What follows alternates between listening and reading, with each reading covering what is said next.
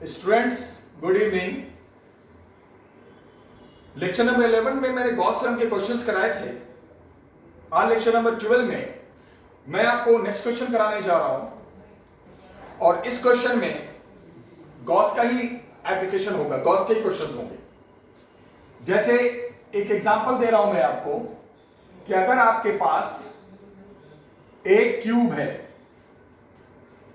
और ये क्यूब हो गया, क्यूब के सेंटर पे हमने एक चार्ज रख दिया क्यूब। तो मैंने पूछा फ्लक्स क्या होगा, तो बड़ा सिंपल है, क्यूब के सेंटर पे है, फ्लक्स हो जाएगा Q upon Gauss theorem epsilon not. Simple. लेकिन अब मैं थोड़ा चेंज कर रहा हूं कॉन्सेप्ट को। अभी चार्ज क्यूब के सेंटर पे था, मैंने दोबारा क्यूब बनाया। देखना, ये मैंने क्यूब बनाया। अब चार्ज को हमने क्यूब के कॉर्नर पे रख दिया। फर्क है, पहले चार्ज क्यूब के सेंटर पे था, अब चार्ज क्यूब के कॉर्नर पे है। तो फिर मैंने पूछा फ्लक्स क्या होगा, तो अभी तो ये क्लोज है नहीं, अभी तो ये ओपन है, और जब तक ओपन रहेगा हम गॉस लगा नहीं सकते। तो गॉस लगाने के लिए पहले मुझे इसे क्लोज करना पड़ेगा। तो क्लोज करने के लिए क्या करेंगे, हम क्यूब बनाएंगे। क्यूब में कितने कॉर्नर्स होते हैं पता है? 8 फेसेस होते हैं, 6 कॉर्नर्स होते हैं, 8। तो एक कॉर्नर से तो क्यूब बन ही रहा है, जहां पे ये चार्ज है यहां से तो क्यूब बन ही रहा है। बचा 7 कॉर्नर, 1 2 3 4 5 6 7। इन सातों कॉर्नर्स को लेकर के क्यूब बना दो, तब जाके ये बंद हो पाएगा। यानी यहां बंद करने के लिए आपको इस क्यूब के अलावा 7 और क्यूब बनाने पड़ेंगे, यानी 8 क्यूब बनाना पड़ेगा, तब ये क्लोज होगा। तो जब ये क्लोज हो जाएगा 8 क्यूब के अंदर, तो सबसे पहले मान लो phi is the what, flux. देखना, associated with what, each cube. हमें तो एक ही क्यूब का देखना है, लेकिन ये क्लोज कब होगा बेटा? कब होगा? जब ऐसे ऐसे 8 क्यूब बनेंगे, 8 कॉर्नर से, एक कॉर्नर से तो बना है, इधर से, तब जाके ये सब क्यूब के बीच में आ जाएगा, तब जाके लगेगा गॉस थ्योरम। यानी 8 इंटू 5, ऐसे ऐसे 8 क्यूब, 7 क्यूब आने, टोटल 8 क्यूब इजिकल टू, तब जाके लगेगा क्यू अपॉन एप्सिलॉन नॉट। तो 1 के लिए कितना हो जाएगा, 5 के लिए बताना, क्यू अपॉन 8 एप्सिलॉन नॉट। हो गया? यही नहीं, हमने तो देखा था एक ही क्यूब के लिए, बट बंद करने के लिए 8 क्यूब बनाना पड़ेगा। निकाल देंगे, फिर एक क्यूब का आ जाएगा। ये दोनों सवाल क्यूब के थे, दोनों में फर्क था कि एक में क्यूब के सेंटर पे था और एक में क्यूब के एक कॉर्नर पे था। राइट? मैं नोट्स भेज दूंगा। अब मैं नेक्स्ट क्वेश्चन कराने जा रहा हूं। सारे एग्जाम्पल गॉस पे ही हैं। गॉस पे जो नेक्स्ट एग्जाम्पल है उसमें सिलेंडर पे है। अब 2 क्वेश्चन कराऊंगा सिलेंडर पे। क्वेश्चन जैसे आपके सामने है कि आपके पास एक सिलेंडर है, यू हैव अ सिलेंडर, और ये रहा सिलेंडर का एक्स एक्सिस, ऐसे दे रखा है, ये है Y axis, X axis and Y axis.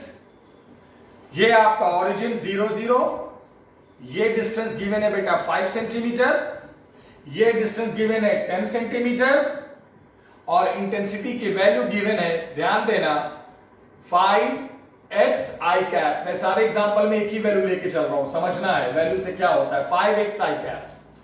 मैंने पूछा find phi flux associated with this cylinder and charge and Q. Very simple, very simple. आपको पता है गॉस कहां लगता है? जितने सरफेस उतना गॉस, जहां जहां सरफेस होंगे वहां वहां से लाइंस पास करेंगे। तो सबसे बड़ी बात, सिलेंडर के पास ये आपको पता होना चाहिए कि 3 फेसेस होते हैं, 3 फेस होते हैं। देखो एग्जांपल में समझाऊं, ये भी सिलेंडर है, एक फेस ये सर्कल वाला सर्कुलर, एक फेस ये सर्कुलर, और एक ये ऊपर से कर्व। तो how many faces for a cylinder? How many? 3। और जितने फेस वहां वहां गॉस लगता है, लाइंस तो फेस से ही आते जाते हैं।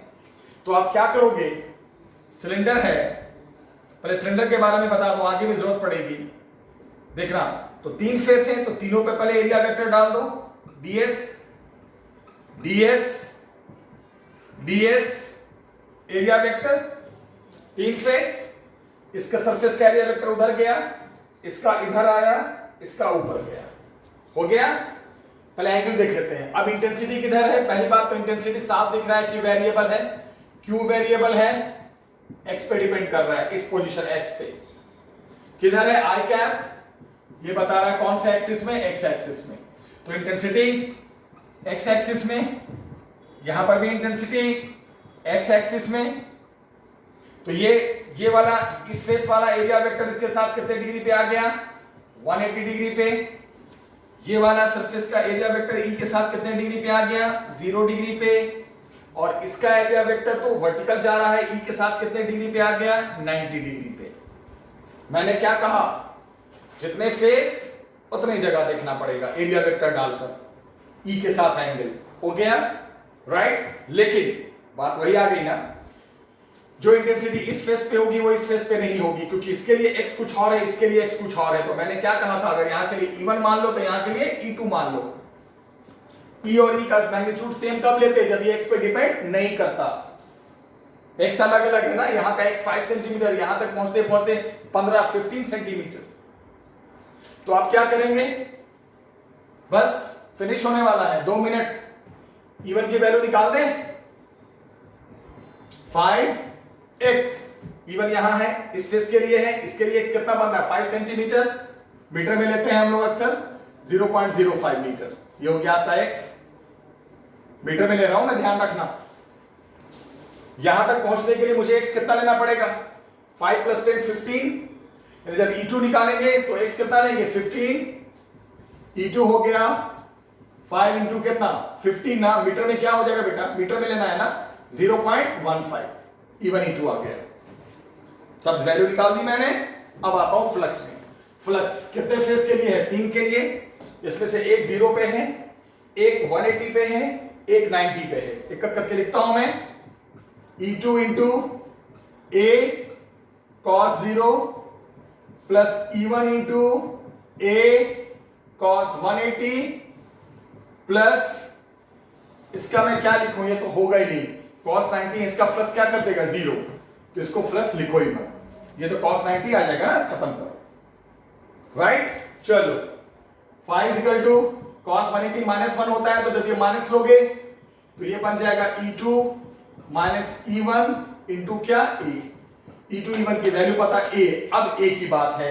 A क्या है? ये वाला एरिया। अरे मैंने क्या कहा, सिलेंडर में ये फेस और ये फेस, तो ये कर्व फेस है तो कोई मतलब ही नहीं है, इसका तो फ्लक्स ही नहीं है, तो 90 पे तक खत्म हो गया। तो यही है ना एरिया।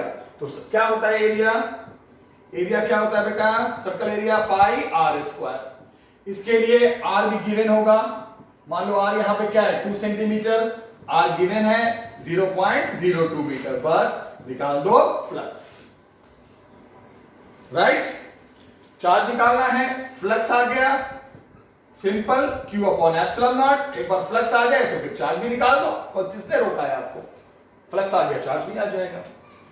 हाँ, एक बात, अगर E कांस्टेंट x नहीं होता, कांस्टेंट होता, तो यहां भी E, यहां भी E, यहां भी E, यहां भी E, तो प्लस माइनस 3 कट जाता, तब तो 0 आ जाता।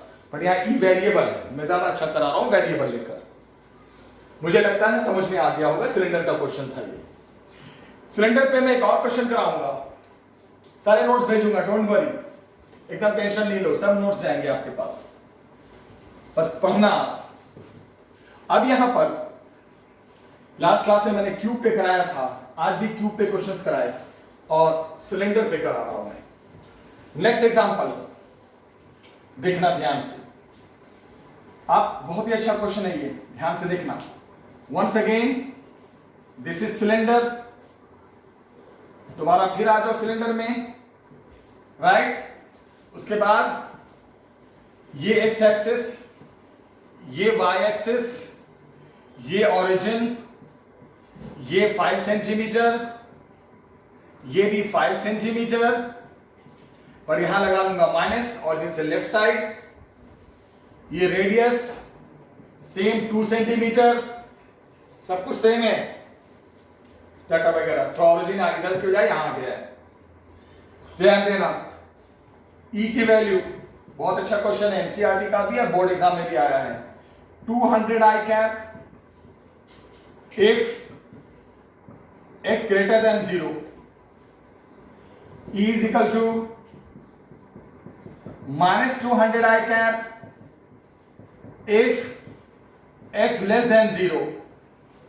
Find phi and q. Find phi and q. Start करते हैं सॉल्यूशन। पहले बताओ मुझे ध्यान से, मुझे एक बात बताना, ये आपका सिलेंडर है। अब सिलेंडर को ध्यान से देखो और बताओ, अभी मैंने आपको समझाया कि सिलेंडर में कितने फेसेस होते हैं, अभी बता चुका हूं मैं आपको। सिलेंडर में 3 फेसेस होते हैं, आप अच्छे से पता है। तो सबसे पहले आप सभी का एरिया वेक्टर ड्रॉ कर लो, याद है? इसका एरिया वेक्टर इधर जाएगा, इसका इधर जाएगा और इसका इधर जाएगा। हो गई बात क्लियर? लेकिन एक बात ध्यान देना है प्लीज, बहुत जबरदस्त क्वेश्चन है, ध्यान से देखिएगा। ये वाला था ना आपका ओरिजिन, यहां पे था ना आपका ओरिजिन, ये तो था आपका ओरिजिन, राइट? अब मुझे एक बात बताओ, कॉन्सेप्चुअल सवाल है, ये वाला जो फेस है, ये वाला फेस, इसकी बात कर रहा हूं मैं, ये राइट साइड है, पॉजिटिव साइड है ना, ये यहां से यहां पे x पॉजिटिव है, इधर पे x पॉजिटिव है, तो ये वाला जो फेस है वो पॉजिटिव x साइड है। और क्या लिखा है, जब x पॉजिटिव है तो e भी आई कैप में राइट ही साइड है, यानी E is also right side, है ना? कितना डिग्री आ गया बेटा? 0 डिग्री, ठीक है? फिर देखना ये वाला फेस, ये वाला फेस, तीनों फेस को देखते हैं। ये वाला फेस किधर है? ऑरिजिन से लेफ्ट साइड, देखो ना, यहां से अगर देखोगे तो ये पॉजिटिव साइड है, और यहां से देखो ये वाला पोर्शन जो नेगेटिव साइड है, तो ये वाला फेस नेगेटिव x में पड़ रहा है। और क्या लिखा है, जब x नेगेटिव है तो इंटेंसिटी की वैल्यू नहीं बदल रही है, वैल्यू वही है, बट इंटेंसिटी की डायरेक्शन भी लेफ्ट साइड हो जा रही है, माइनस आई कैप।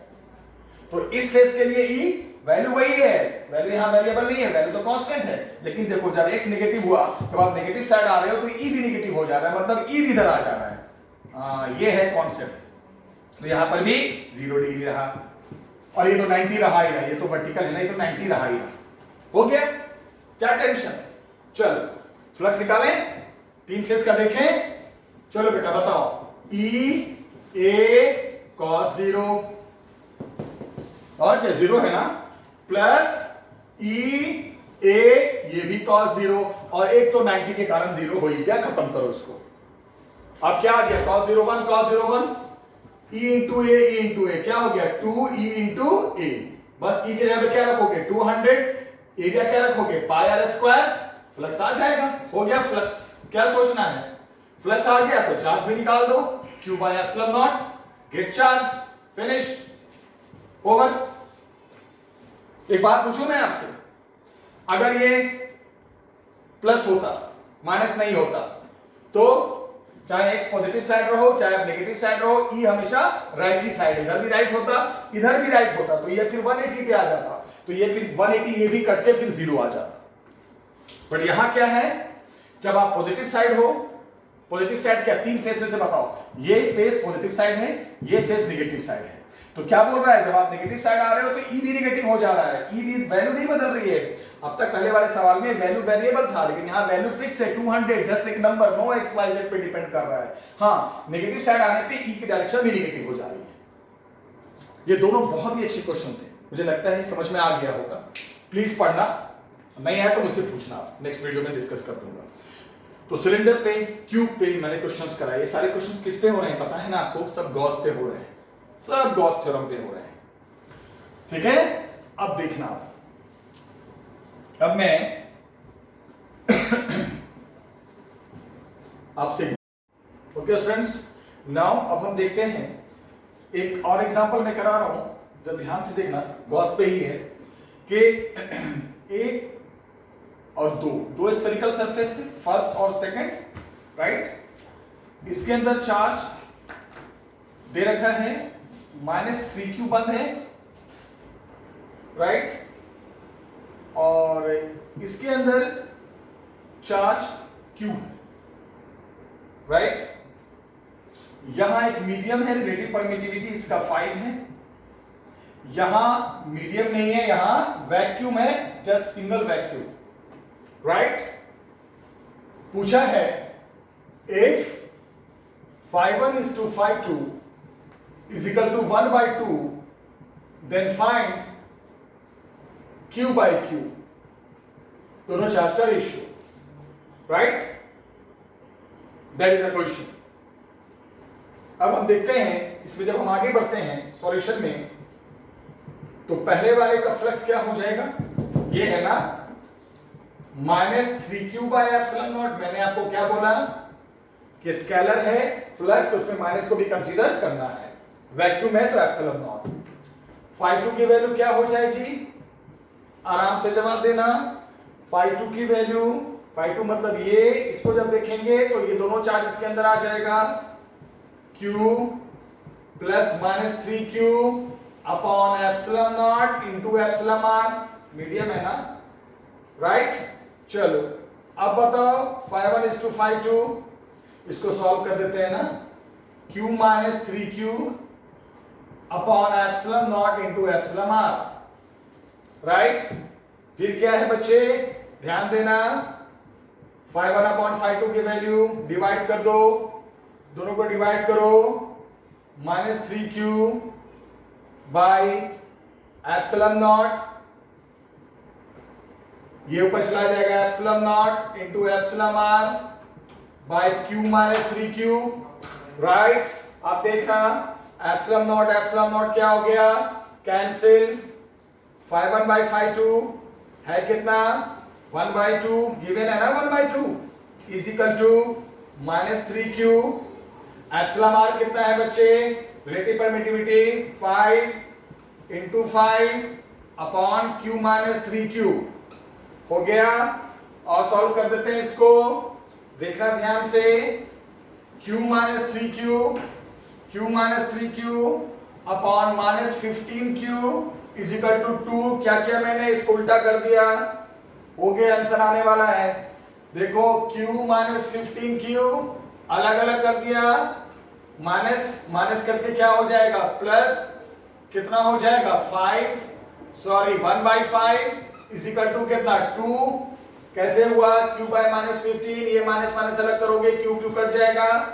अब देखना q by -15q is equal to 2 minus 1/5, उधर चला गया, q by -15q is equal to 2 5 जा 10, 10 माइनस 1 9/5 हो गया, q by -q is equal to 5 3 जा इधर से कैंसिल, ये वहां चला जाएगा 27, राइट? तो q बाय q उधर चला गया -27, so ratio is q is to q का क्या आ गया, -27 is to 1। That was a question of Gauss theorem। याद रखना फ्लक्स स्केलर है, माइनस को भी कंसीडर करना पड़ेगा अगर आता है तो। ये देखा, उसके बाद दोनों को डिवाइड किया हमने, देखा क्वेश्चन चेक कर लेना, डिवाइड करेंगे, रेशियो आ जाएगा 2 दे रखा है, उसको इक्वेट करेंगे, अलग अलग करोगे, q बाय -15 माइनस प्लस 1/5 उधर ले जाएंगे and then we get the answer. तो ये क्वेश्चन गॉस थ्योरम का था और इसको हमने करवाया है, राइट? तो अब मैं नेक्स्ट क्वेश्चन कराने जा रहा हूं। क्वेश्चन तो मैंने करा दिए, तो अभी आपने जितना देखा सारा टॉपिक जितना भी था, ये सारा टॉपिक बच्चे गॉस थ्योरम पे चल रहा था। All topic was related to Gauss theorem. इसमें मैंने आज सिलेंडर्स के क्वेश्चन कराए, क्यूब पे कराया और ये क्वेश्चन कराया। अब जो आगे लास्ट टॉपिक इस चैप्टर का आ रहा है वो एप्लीकेशन ऑफ गॉस थ्योरम।